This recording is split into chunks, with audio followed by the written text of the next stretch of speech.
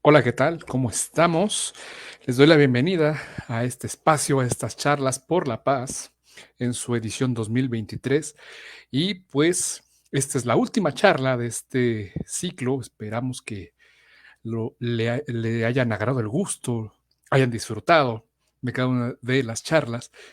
Y el día de hoy tenemos, como siempre, una charla bien interesante, llena de mucho material para platicar.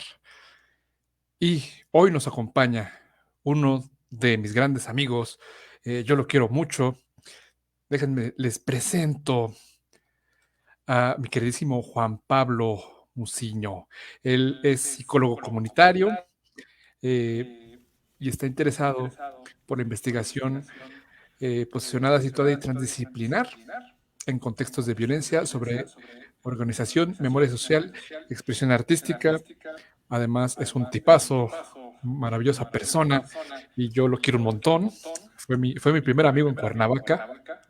Nos tocó trabajar juntos. Entonces, no, no, no, un tipazo. Gracias, Juan Pablo. Te doy las gracias por adelantado por aceptar estar en este espacio. No, Juan, al contrario, muchas gracias por invitarme.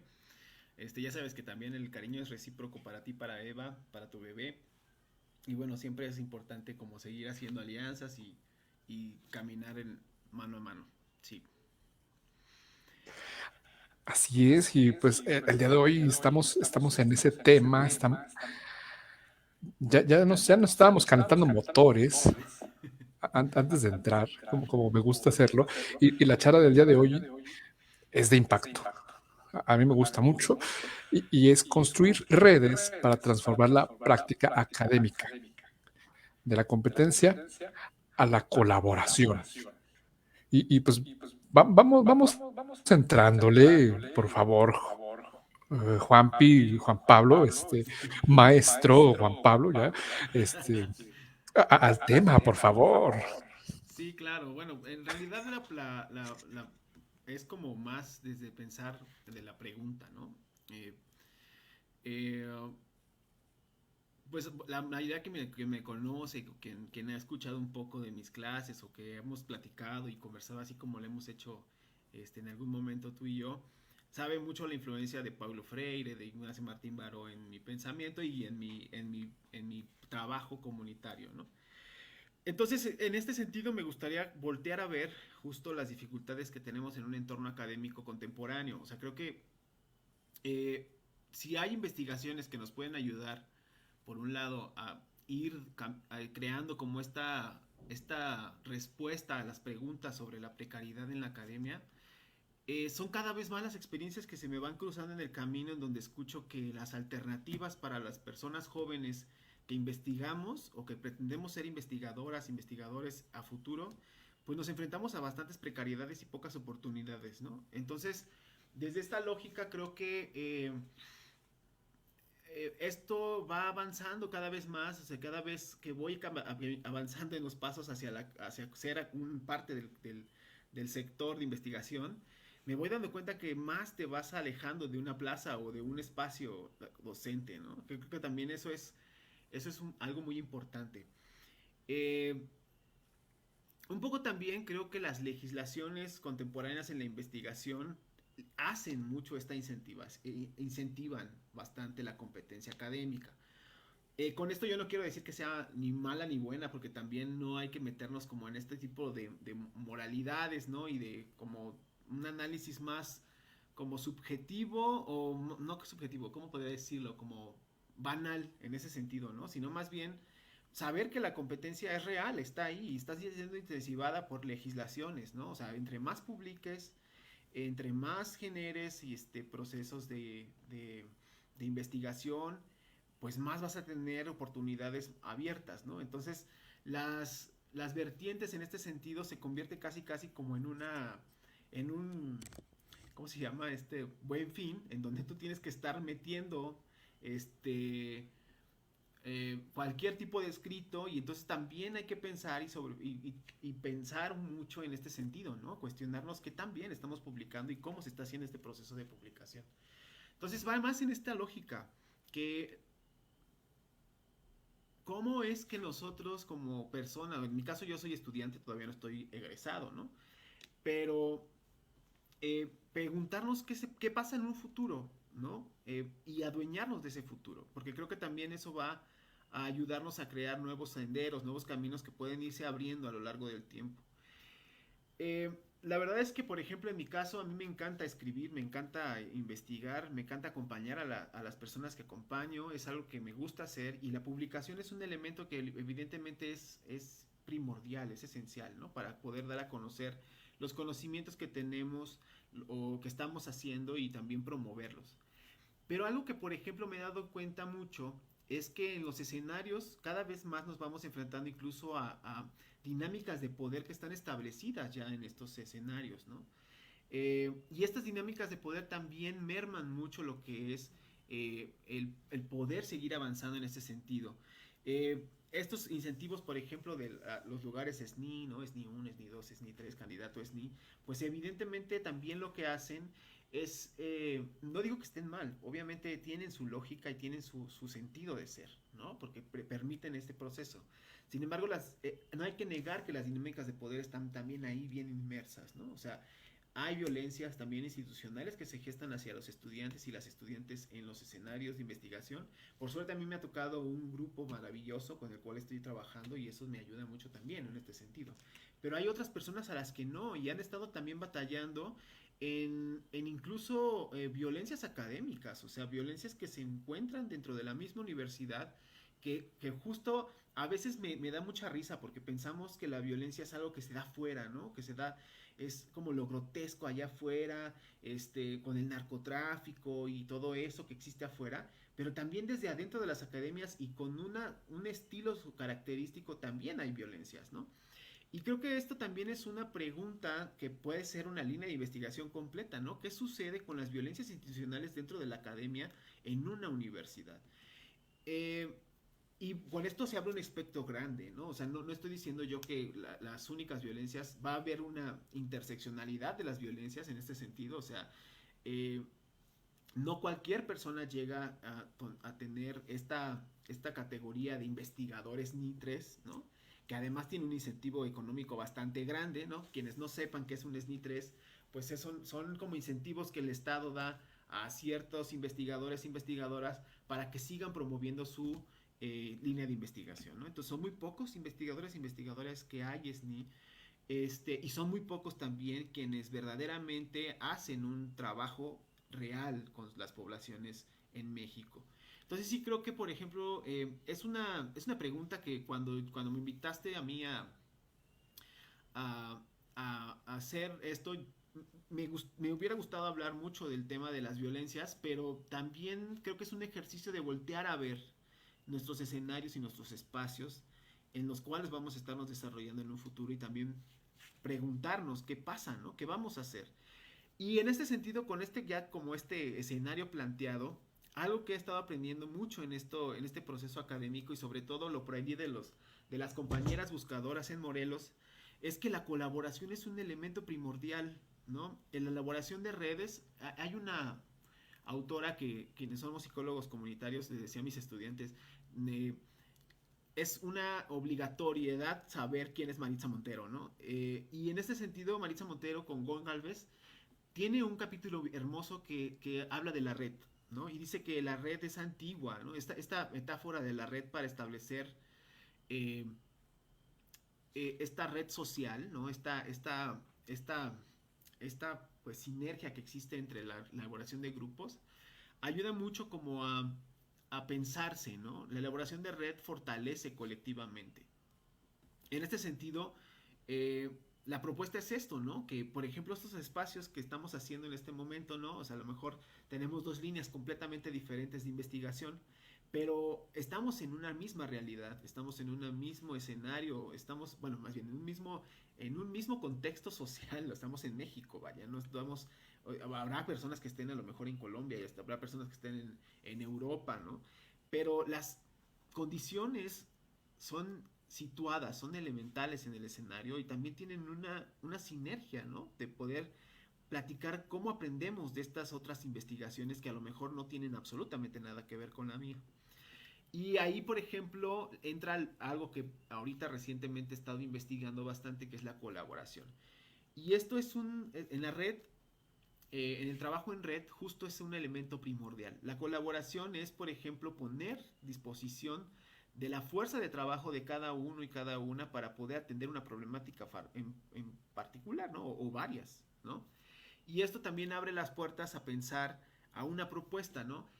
Muchos autores y autoras como Lieberman, por ejemplo, que es una antropóloga estadounidense, que hace investigación colaborativa, ella hace etnografías colaborativas, hablaban justo de pensar la red y el trabajo colaborativo en este sentido, incluso que eh, cediendo un poco también del poder que tenemos desde la academia, ¿no? En la interacción con las poblaciones y también colaborar con sus propias problemáticas, no como solucionador de los problemas y como extractivista, ¿no? Social, sino más bien ir y trabajar y colaborar en las dinámicas que hay allá afuera también.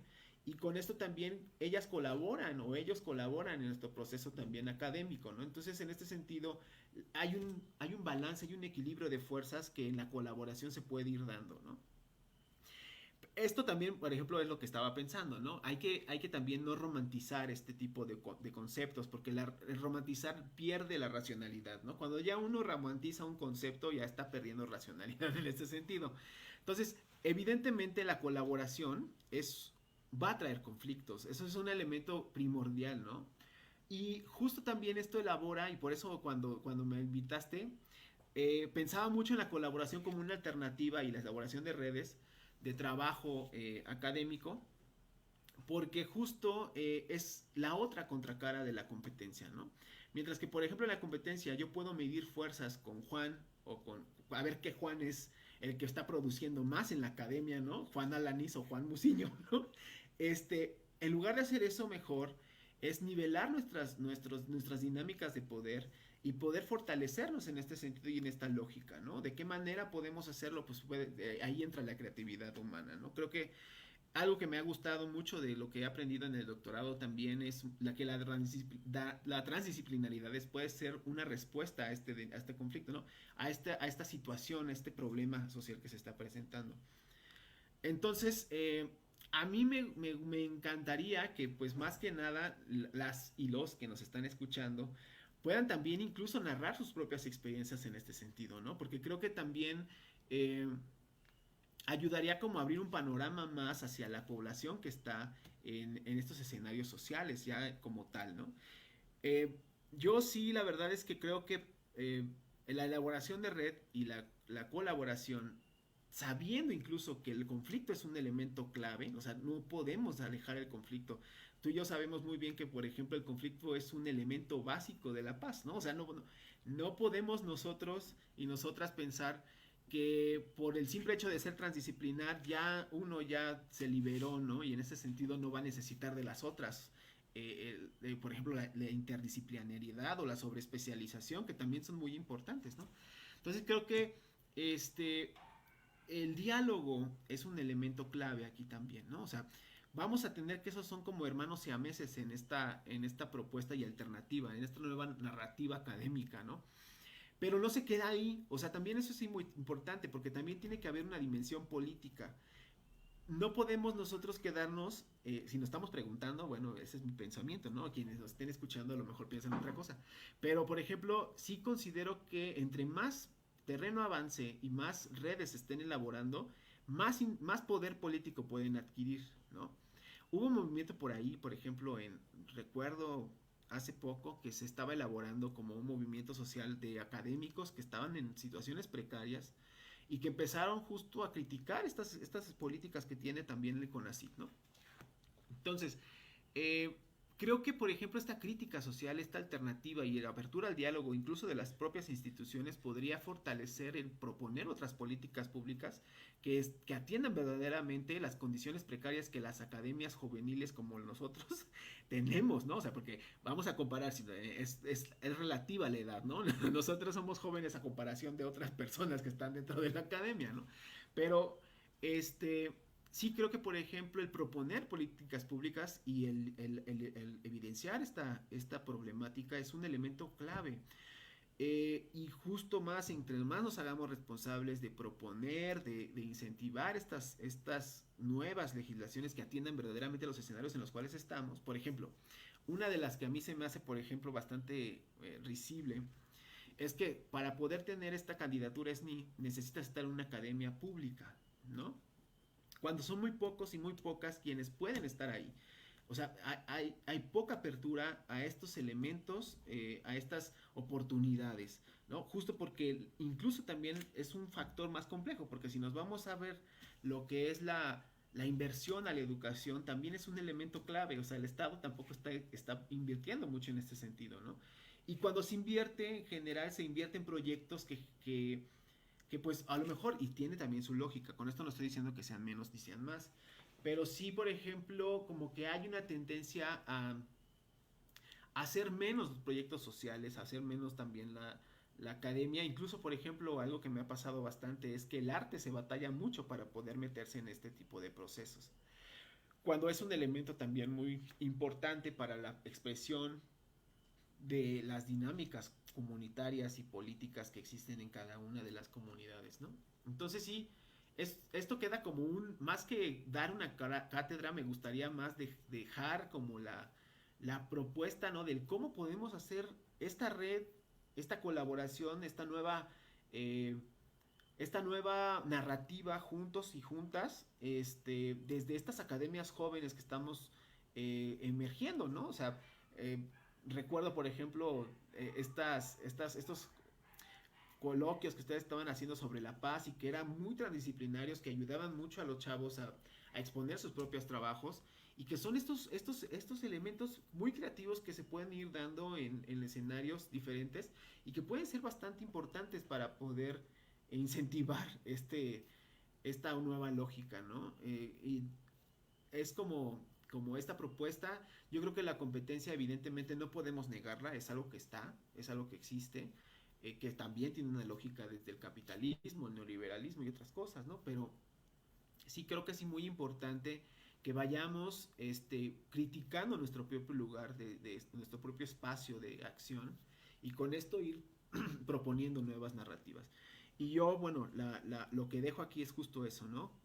La red como un nódulo. Me gustaría como leerles, para ya cerrar, la frase de Maritza Montero que yo les comentaba, porque creo que es muy importante que la saque a colación, porque me ha ayudado mucho a comprender esto, ¿no?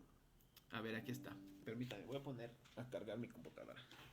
Dice, en efecto, la red no solo es, no solo un la red es no solo un objeto que ha acompañado a la humanidad en el mar y en la tierra, sino también una forma de organización social en la cual se produce el intercambio continuo de ideas, servicios, objetos y modos de hacer.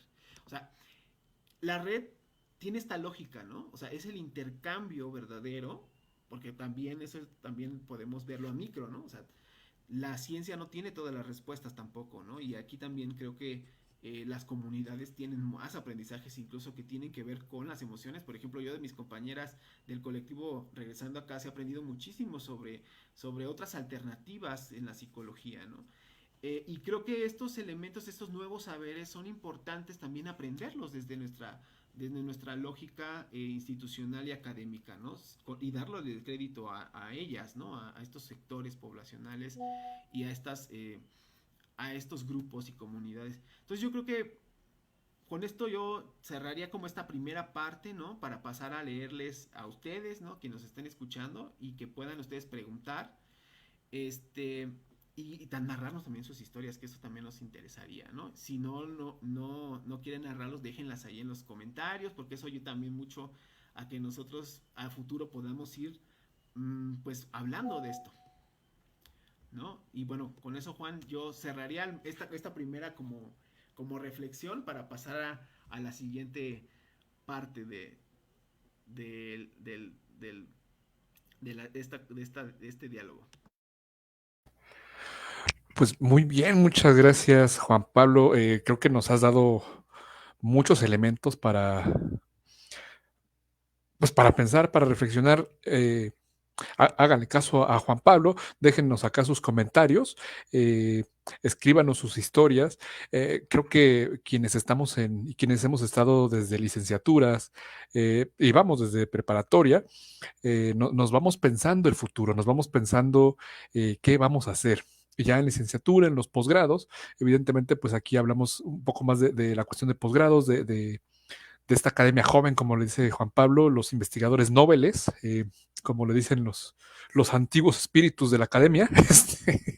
Entonces, creo que has dado en puntos muy álgidos las competencias, por supuesto, de producción, o sea, quién produce más, a veces no es quien sabe más. Ajá, a veces hay que ponerlo así como en evidencia. No es quien sabe más del tema, sino es quien lo puede ir replicando más veces. El mismo tema o el mismo estudio, digámoslo así, son algunas trampillas a veces. No quisiéramos evidenciar a nadie, pero ustedes conocen a esos doctores y doctoras. Este, y si no, se lo estarán pensando. Entonces hay mucha gente que lo hace. Y también me encantó esto que decías, que vemos las violencias como eso grotesco, como eso monstruoso afuera, pero también están en la academia, están desde las formaciones primeras, primarias, desde el kinder, a veces, vamos. Este, y nos lleva justamente a pensar cuál es nuestro lugar en el mundo, si vamos a soportar ese nivel de violencias y, y de este SNI, algunos, obviamente, algunas. El SNI, para quien no tenga el dato, es el Servicio Nacional de Investigadores. Entonces, por eso dan esos incentivos, porque es nacional, viene ahora sí que bajan el recurso, como le dicen en gobierno, van bajando el recurso y pues sí tienen un muy buen incentivo. Cuando uno entra a la academia, pues el sueño dorado es convertirte en SNI 3 con tu base, tu cubículo y tus 10 adjuntos trabajando como alegres eh, minions. Iba a decir otra palabra, pero alegres minions, digámoslo así. Entonces,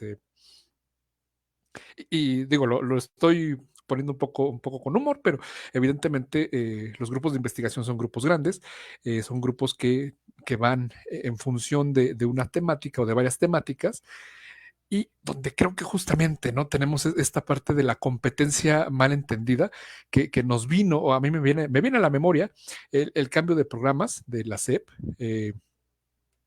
por competencias, obviamente, en donde está mal entendido, ¿no? De ser competente, de tener habilidades, a pelearte con el otro. Entonces, también el uso del lenguaje, ¿no? El uso del lenguaje que estamos entendiendo primeramente y lo que dices, la colaboración viene con el conflicto. El conflicto para quienes hacemos paz es decir, es lo que necesito porque estás dándome una idea diferente. Ajá, entonces, ideas diferentes van a chocar, vamos a tener ahí la oportunidad de dialogar, de hacer, de decir, en función sí, de subjetividades, pero también de otros saberes. Ajá, y lo que es aquí importantísimo de la colectividad de regresando a casa, que hace una labor impresionante, y de muchas que hemos estado aquí compartiendo, cada una tiene una retórica, cada cual tiene una historia, cada cual tiene una metodología, si nos vamos a ver muy serios, una forma de hacer las cosas. Entonces, a veces no compaginan unas con otras, aunque se parezca mucho el final que buscan, pero no compaginan en la metodología y en las formas y en los modos y en el lenguaje, y se empiezan a echar tierra. Y eso hablando de colectividades, pero también pasa en la academia, también nos da un poco o mucho la dimensión política, nos va a pegar, nos ha pegado igual desde el gobierno de Lord Tlatuani, la dimensión política de las artes, cómo le quitaron los recursos a las artes, a las ciencias, a la educación. Uh-huh. Entonces fue brutal, se vio la brutalidad. Muchos proyectos terminaron, unos ni siquiera terminaron, no pudieron tener un fin. Entonces, me parece muy justa tu pregunta y mucho más justa la presentación que nos haces y la invitación a pensarlo, ¿no? Que cómo podemos hacer para cambiar estas narrativas académicas, cómo podemos hacer, no solo desde la academia, sino desde fuera, ya desde, hablando desde las colectividades, hablando desde las personas mismas que, digamos, como decimos en la academia, también las personas de a pie, eh, que al final son las personas para las cuales trabajamos. Trabajamos para hacer un país, en nuestro caso, un país mucho más pacífico, si es posible, con mayores herramientas para la paz, porque es nuestro ámbito educativo, el nuestro, por lo menos de la aldea, es el ámbito educativo. Vamos en la creación de herramientas, capacidades, de estrategias, de afrontamientos, de saber que el conflicto no es malo. Entonces, vamos ahí viendo cómo se hacen estas narrativas. Te agradezco mucho mencionar lo de los foros que solíamos hacer, este, y son parte, ¿no? Ahora son parte de la historia, pero evidentemente eran diferentes, era la búsqueda de estos espacios, ¿no? De conformar otro tipo de academia, eh, a la par como dices, nivelar las dinámicas de poder. O sea, sí lo organizábamos profesores, pero al final quienes presentaban y eran las estrellas eran el alumnado, que evidentemente tenían que tener un trabajo, pues, bien estructurado, realizado, eh, a término, con una metodología, obviamente, porque estábamos hablando de la academia, y finalmente, pues también ético, o sea, que no se te robaran los trabajos, que no se robaran las ideas, que no hubiera ¿cómo le llaman en metodología? El cuchareo, modificar los datos, que se da mucho también, o sea, también digo estas palabras y ya estamos pensando en quién anda ahí cuchareando datos. Entonces, eh, buscar que sea también de esta manera ética. Y de nuevo les invitamos a participar, a mandar sus comentarios. Eh, yo creo que podemos darle espacio a la segunda parte de esta charla, Juan, si tú lo consideras. Yo también ya me pico en estos temas. Me encanta, y me encanta platicar contigo, güey, porque estamos Sí, aquí sacando todo. sí, y ¿sabes qué? Esto que me dices es bien importante porque creo que, por ejemplo, se ha malentendido un poco también este concepto de competencia como habilidad. O sea, esto tiene que ver con otra lógica que es más educativa, ¿no? Y que creo que también son muy importantes. En ese sentido, la mayoría de hoy los programas educativos están basados en competencia, ¿no? Desde la primaria hasta la universidad. Entonces, no con esto estoy diciendo, no me refiero a estas competencias, justo creo que bueno que me ayudaste a aclarar esta situación, no me refiero a la competencia como tal, ¿no? O sea, eh, a esta dinámica en donde se dan en estos procesos de poder, en estos procesos de acumulación pues, de recursos, ¿no? Y donde se vuelve incluso un imperio, ¿no? Hay personas eternas dentro de una academia que pues está bien, ¿no? Que generen, pero creo que por ejemplo ahí entran estas prácticas éticas que no son, o más bien estas prácticas no éticas, ¿no? Estas prácticas que son, pues sí, viejas y que, o sea, me refiero cuando digo viejas no me refiero a, sino más bien que son muy antiguas, que tienen mucho tiempo, ¿no? De plagios, de esto cuchareo que tú estás mencionando, ¿no? Y otros elementos. Entonces creo que es muy, muy interesante lo que planteas y qué bueno que me ayudaste a aclararlo. Y sí, vamos a pasar a la segunda parte.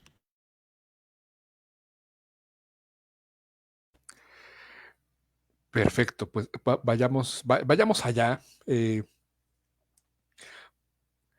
Y creo que, pues sí, como siempre, estos temas dan para, para escribir más libros, hacernos un libro. Siempre andamos con eso en la academia, todos queremos hacer libros. Este, cada que nos juntamos es, vamos a hacer un libro. Entonces, también a veces como que pierde un poquito ese sentido, ¿no? De generar por generar. Y como lo dices, o sea, se puede generar, pero también en función de un objetivo, ¿no? De una ética. Eh, y aquí tenemos también ya, nos hace Eva llegar un comentario. Ahí está. ¿Cómo hacer un cambio en el día a día para transformar hacia la colaboración? Muchas gracias, Eva. Juan Pablo, por favor, esta pregunta muy interesante.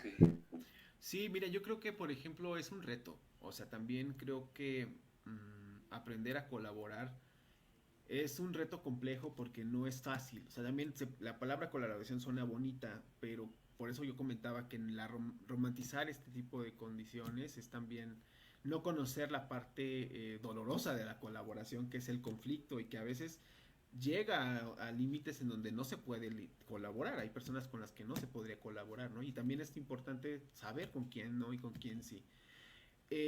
Con eso yo creo que el poder tener, incluso yo he estado batallando mucho porque creo que también se han hecho a un lado mucho en la academia dos elementos que son muy claves, ¿no?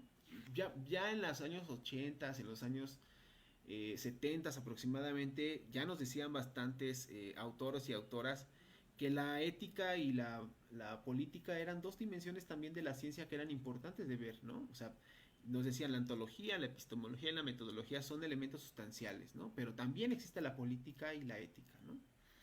Yo creo que hay dos cosas que se han estado diciendo a un lado y creo que uno de ellos es las emociones, ¿no? Lo emotivo, lo afectivo, que creo que también es algo que tiene que empezarse a visibilizar en este proceso. O sea, eh, el saber que hacer política también implica emociones, que implica afectos, es importante, ¿no? O sea, me, yo lo pongo muy ejemplo en la práctica académica y en la práctica como psicólogo, ¿no? En este caso, por ejemplo, muchas veces a mí me dijeron cuando yo era estudiante que lo mejor era mantenerse al margen, ¿no? O sea, como observa a las emociones del otro, pero mantente al margen, no te involucres tanto con su historia porque ya te estás implicando y la implicación es peligrosa, ¿no? Y yo creo que al contrario, ¿no? Aprender a conocerse en este proceso de implicación ayuda mucho a saber éticamente y políticamente dónde estás parado y dónde estás parada, ¿no? Y posicionar tu práctica académica en este sentido. Y creo que por eso creo que va por ahí, ¿no? Yo como psicólogo, desde mi parte como psicólogo, yo sí creo que es un proceso de autoobservación y conciencia, ¿no? O sea, de hacerse consciente de las dinámicas del poder que tienes como académico, porque creo que tenemos en las manos, al menos por ejemplo quienes somos psicólogos, o bueno, en mi caso que soy psicólogo, una palabra que hagamos mal y podemos acompañar a una persona de por vida, ¿no? Y creo que en la práctica académica y psicológica. Entonces sí creo que es importante como hacerse consciente de estos procesos y avanzar en este sentido. Creo que por ahí puede ir mi respuesta como psicólogo. Algún otro experto en otras áreas dirá otras cosas y eso ayuda a ir viendo el fenómeno no como algo unidimensional, así como papel, sino verlo en 3D, ¿no? O sea, e incluso ver más dimensiones de este fenómeno ayuda mucho a conocer más sobre eso, ¿no? En este sentido creo que aportar desde la conciencia, o sea, hacerse consciente de todos sus procesos, incluso los afectivos, ayuda mucho a avanzar en la transformación de la propia práctica, en este sentido la colaboración y elaboración de redes.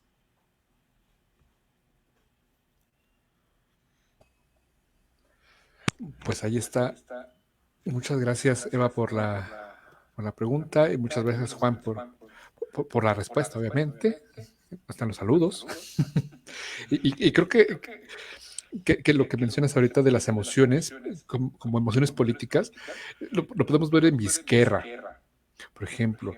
O sea, él nos dice, no somos racionales, o sea, somos seres emocionales, completamente emocionales.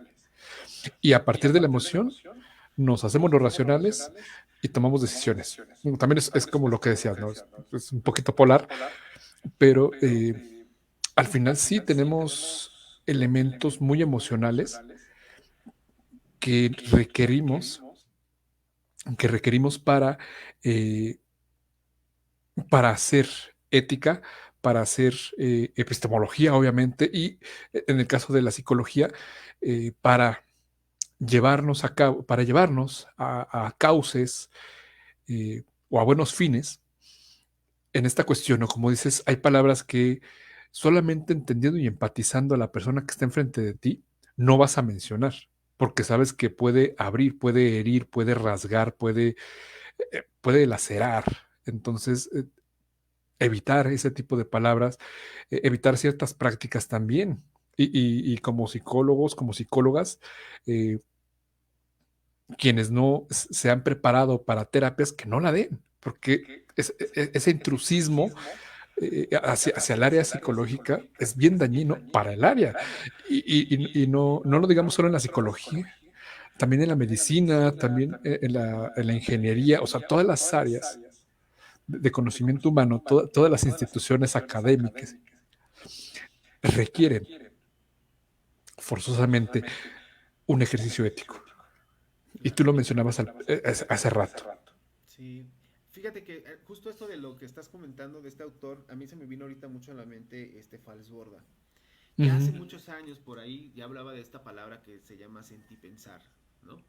Y él propone esta metodología anfibia, porque justo hablando de esta metáfora de la tierra y el agua, porque él estaba en un contexto pues costero, desarrolló de ahí sus investigaciones con una comunidad en la costa, ¿no? Entonces él decía que había una cultura anfibia que se iba relacionando con el mar y con la tierra, ¿no? Y como ya nos decía Maritza Montero y Goncalves, ¿no?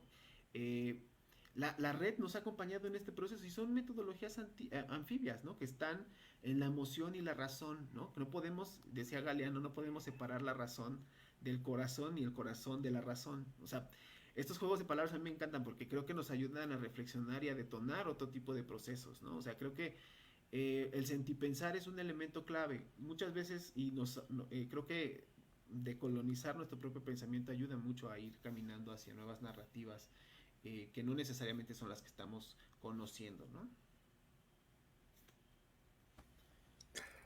Sí, y concuerdo completamente contigo en ese sentido. O sea, tenemos sentipensares, también es una palabra muy bella del español, de Franz Borda, justamente, que menciona tú ya lo dijiste, yo no lo repito, pero efectivamente vamos teniendo este ejercicio en el cual eh, en estos tiempos vamos a requerir de más herramientas. Le dimos el cauce completo a lo racional, pura racionalidad, pero evidentemente no somos seres absolutamente racionales. Uh-huh. Y por eso nos vamos a tener conflictos cuando tenemos una licenciatura, un posgrado, un, una, perdón, se me fue la palabra, estamos en preparatoria, las emociones van a influir en cómo aprendemos. Por eso Freire hablaba también de la liberación, ¿no? O sea, no se puede aprender si estamos oprimidos.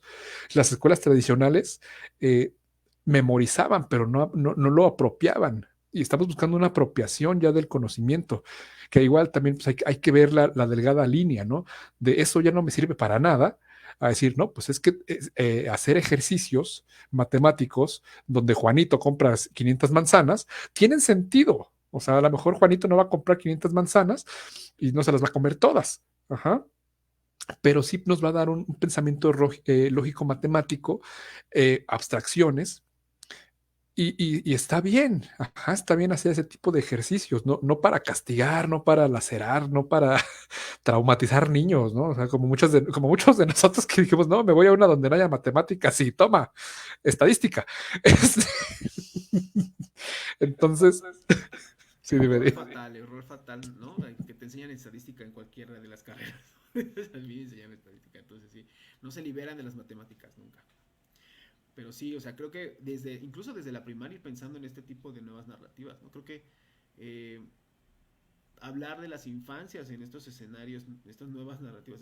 Miren, yo, por ejemplo, a mí me encanta trabajar mucho con jóvenes, o sea, tú sabes que he trabajado en preparatoria, he trabajado en secundaria, y les he aprendido un buen, o sea, aprendes cosas, por ejemplo, yo me acuerdo que la primera vez que yo conocí la palabra funar, la palabra funar, yo decía, ¿qué es funa? ¿No? Yo me acuerdo que le pregunté a mis estudiantes, ¿qué es una funa? Me dicen, pues es cuando se cancela una persona en internet, ¿no? Cuando se hace como este juicio social desde el internet y se cancela la persona, ¿no? Y dije, qué interesante palabra, ¿no? O sea, ahí conocí este concepto de funa, ¿no? Y aprender de estas nuevas narrativas, de estas nuevas lógicas, de esta nueva generación juvenil, que viene también a ser en un proceso. Nosotros vamos a ser los ancianos de ellos y de ellas, ¿no? De estos niños que en un futuro y estas niñas que van a estudiar en escenarios académicos, si bien les va, porque también las condiciones de precariedad no están tampoco permitiendo esto en las escuelas. Este, Pero aquellos que sí lleguen a esos escenarios, creo que son los que y las que están cambiando estas narrativas, ¿no? Son quienes ahora tienen la fuerza de poder criticar, por ejemplo, en la cuestión de género. Hoy en día pensar en un abuso de un docente es, y ya no se piensa, ¿no? Cuando antes, por ejemplo, era algo que se normalizaba, que se naturalizaba. En estos momentos creo que ya no es algo que sea una opción, ¿no? Ya las chicas, por ejemplo, ocupan estas herramientas de tendederos, ¿no? Algunos chicos ya han inventado demandas, denuncias, y creo que, por ejemplo, ese es el avanzar, ¿no? Ir caminando hacia una nueva narrativa y por qué no hacerlo dentro de nuestros propios espacios académicos, ¿no? Creo que también eso ayudaría justo a cambiar estos momentos. Y si no se puede, a lo mejor institucionalmente, hacer otro tipo de espacios también, ¿no? Y también con esto luchar desde esta otra narrativa, ¿no? Y ir caminando en colaboración. Sí, y me encanta justo lo que tú dices, aprendemos de las juventudes, y son herramientas, ¿no? Que van haciendo que nosotros, los viejos, estemos aprendiendo de ellos, los viejos académicos, eh, y es maravilloso, ¿no? O sea, hacen entendedero, se hace desde, yo lo he visto desde licenciaturas, pero igual, qué bueno que lo hacen en prepas, qué bueno que se haga en secundarias, qué bueno que ya se levante la voz. Y parece que en posgrado todavía tenemos la correa. Me acuerdo mucho de la historia del elefante que estaba amarrado a la silla, ¿no? O sea, el elefante no se iba, tiene el poder, tiene la fuerza, pero está tan acostumbrado toda su vida que lo pueden dejar con un hilito en una silla y se va a quedar ahí porque piensa que ya no puede. Entonces, me recuerda mucho esa historia, ¿no? Que estando en un posgrado nos sometemos a las voluntades, al poder, a este ejercicio que mencionabas tú en un principio, ¿no? Donde vamos legitimando este sistema que hasta parece como, no sé, un fraude piramidal, prácticamente. Entonces, y sabemos que eso está prohibido en México, pero, pero realmente se va haciendo ese tipo de dinámicas y tenemos ya herramientas para ir nivelando esos ejercicios, ¿no? Pues casos que ya se han visto que sí ha habido docentes que han abusado de ese poder, que han salido, que los han sacado más bien, así como que se quieran ir, ¿no? Pero ya esta funa, esta funa que les hacen ya social, ya no solo en redes, eh, nos da ese espacio, ¿no? Eh, y evidentemente, pues, a que muchos se van a enojar, por supuesto, porque les gusta abusar del poder. Pero quienes estamos en este equilibrio de poder, vamos a decir, por supuesto, necesitamos regular socialmente eh, lo que está pasando. Y mira, hablando de, de, de estas cuestiones, tenemos otro comentario. Se nos está yendo el tiempo, pero vamos al comentario. Va, va, va. Ahí está. Dice, Este punto sí, adelante, adelante. trabajo colaborativo que se unan de una forma interdisciplinaria para hacer un trabajo colaborativo en comunidades, empezando eh, en una a la vez. Creo que ustedes tienen en las manos posibilidades y alternativas de mejoras en las comunidades. Las redes a veces hay que tejerlas o cómo se le puede hacer. Bueno, les puedo contar una experiencia que creo que más en ese sentido puede ser, porque yo soy como partidario de que cada uno y cada una de las comunidades, incluso las comunidades académicas, tenemos lógicas diferentes y se dan en el proceso. Bueno, estoy investigando saben que mi línea de investigación, o bueno, les comparto que mi línea de investigación tiene que ver con el acompañamiento psicosocial a personas víctimas de las violencias. En particular, ahorita me está interesando bastante los factores protectores que existen desde el trabajo de búsqueda y las violencias a las cuales se enfrentan las familias buscadoras. Algo que pasó maravilloso fue que encontré dos compañeros, que uno es antropólogo visual, el que es Alex Martin, que los mando un saludote por ahí, deben de estar por ahí, y otra compañera que se llama Cecilia Lobato, que es una fotógrafa. Entonces, yo no soy fotógrafo, no soy artista frustrado, soy artista en este sentido porque hago arte, pero no es como formal, ¿no? Ellas, Alex y Ceci, se van a dar cuenta, tienen una forma de hacer la fotografía que les ha aprendido bastante, ¿no? O sea, a mí me gusta mucho aprender de los conocimientos de la gente. Entonces, a partir de esto, Ceci se ha vuelto mi maestra de fotografía y Alex, pues, me ha enseñado mucho sobre los videos, ¿no? O lo que él hace en este sentido. Entonces hicimos un colectivo que se llama Tres Tabacos. Y con esto Tres Tabacos, junto con otro colectivo, una colectiva que se llama Hermanas en la Sombra, que ellas aparte hicieron un taller de escritura identitaria, se llama, estos talleres los hacen ellas, generalmente son mujeres que están, que estuvieron presas en un reclusorio, que ahora ya están en libertad y que dentro de la cárcel escribían cartas, escribían poemas, escribían poesía y publicaban libros desde la cárcel, ¿no? Ahora libres, ellas dan los talleres, ¿no? Entonces hubo un intercambio de saberes entre estas mujeres buscadoras y estas mujeres violentadas también desde la parte judicial. Y se hicieron poemas. Entonces lo que hicimos fue, digamos, bueno, tenemos fotos, ¿no? Y lo que hicimos fue una curaduría participativa. O sea, yo como psicólogo aporto siempre, por ejemplo, el mirar qué podría pasar, ¿no? En caso de esto, qué procedimientos podemos ir haciendo, ¿no? Y vamos intercambiando ideas, llegamos a conflictos, porque hemos tenido conflictos internos, ¿no? También tenemos reuniones donde sí, nos decimos qué no nos gusta y qué sí nos gusta. Yo, entre Tabacos, he encontrado esto que les estoy diciendo, ¿no? Que es la elaboración de redes y trabajo colaborativo. O sea, creo que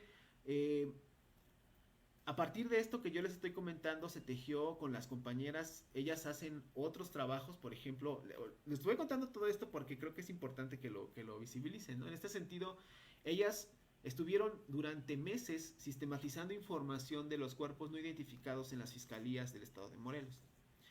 Son 3 fiscalías, sacaron un datos de identidad y hicieron una campaña que se llama Yo Soy, que son playeritas que están, que tienen datos como por ejemplo tatuajes, este, tienen tatuajes, ropa, que puede ayudar a una persona a saber, bueno, mi hijo tenía esa playera, ¿no? Tenía esta ropa. Entonces lo que hicimos fue tejer las acciones que estábamos haciendo en otros espacios, tejerlas en una exposición fotográfico-poética. Entonces, las compañeras aportan con la actividad Yo Soy, los y Tres Tabacos aportamos con lo visual, y las Hermanas en la Sombra están aportando desde la poesía. Quienes estén interesadas en ver esta parte poética, el 4 de agosto se va a hacer una presentación del libro que salió de esta experiencia de escritura identitaria que se llama Sanadoras de Memorias, que es de Hermanas en la Sombra, y va a estar en el Museo Regional de Artes, Museo Regional de los Pueblos Morelenses, que está Palacio de Cortés.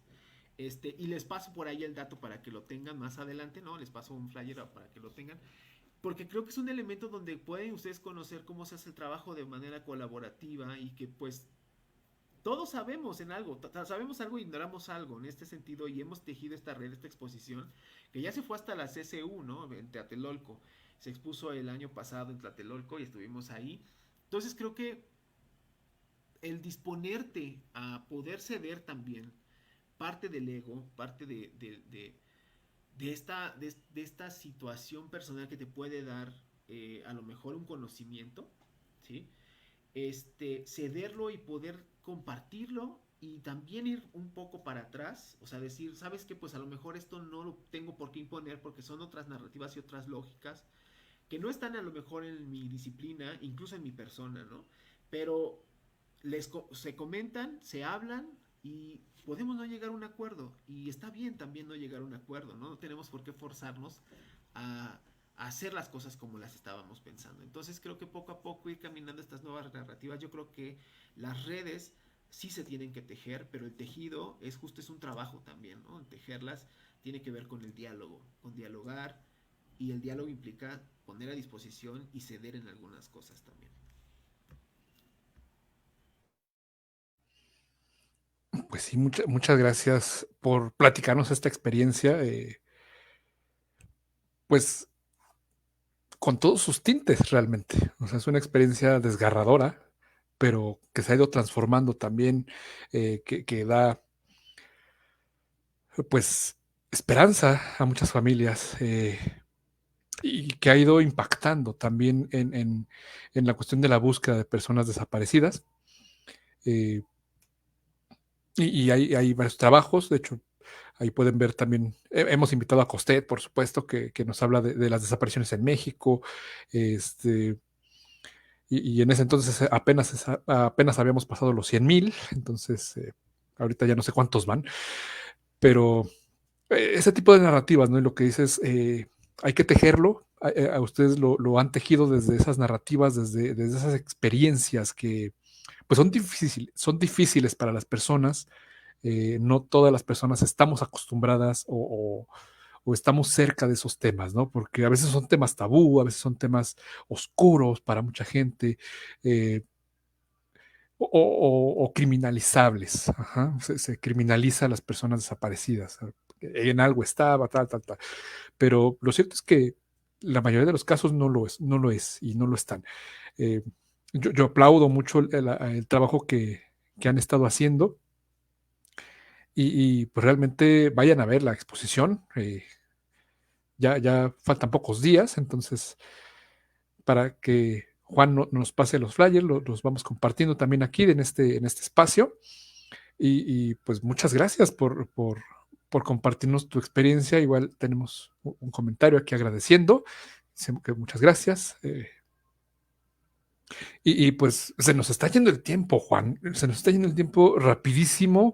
Este, todavía quedaba y queda mucho por decir y platicar, pero me gustaría que vayamos cerrando ya un poquito o un mucho, porque respetando tu tiempo, tu descanso, que es sabadito, este, pues me gustaría ya que vayamos cerrando con esto que te mandaba también de qué consejos nos puedes dar, eh, ¿qué consejo les puedes dar a las personas para que vayamos aplicando en nuestra vida cotidiana, en nuestra academia, eh, en nuestros espacios, ¿no? Tú lo decías, eh, tres consejos puntuales o tres recomendaciones que tú quieras hacer para lo que nos has compartido el día de hoy, que ha sido mucho. Yo sé que es difícil pedir siempre estos tips o recomendaciones, hacerlos chiquitos, pero te lo agradeceríamos muchísimo.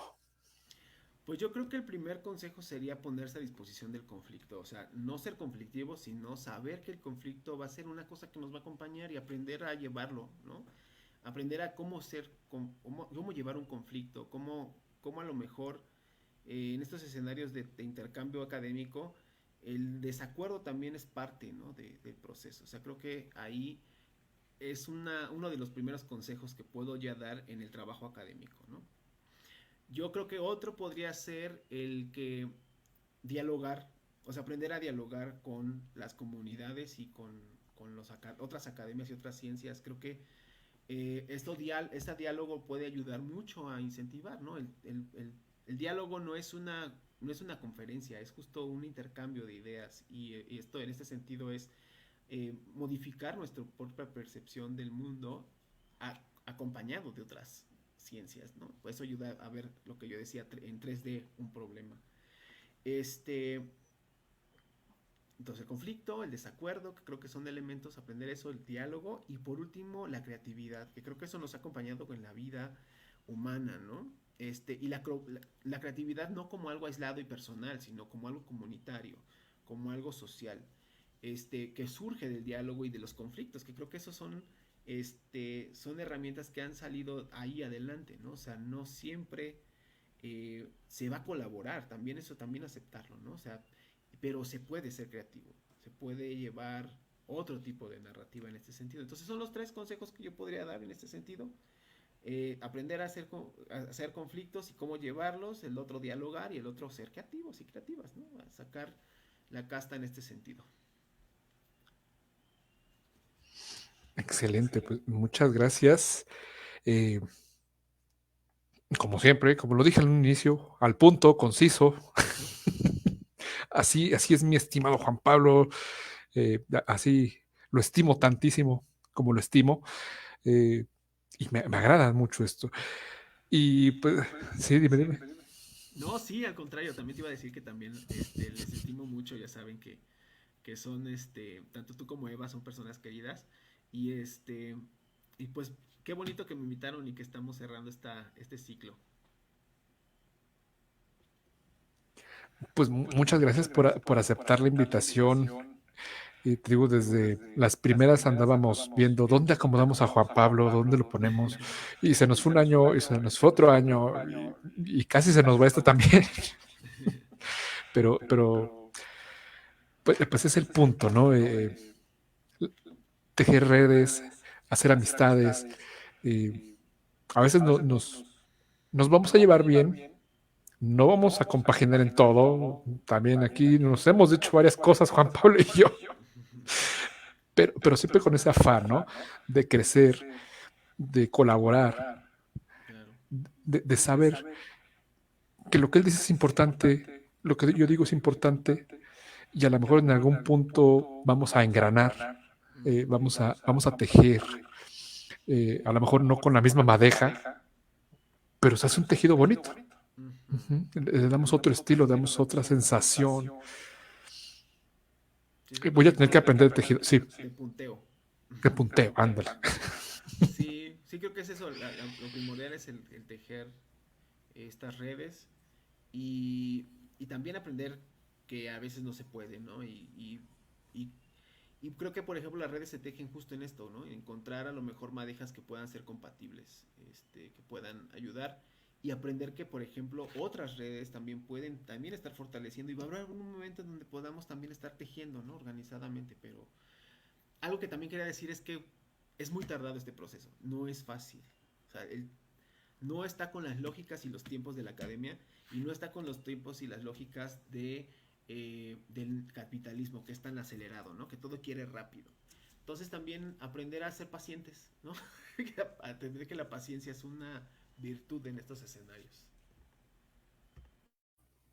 Así es, concuerdo absolutamente.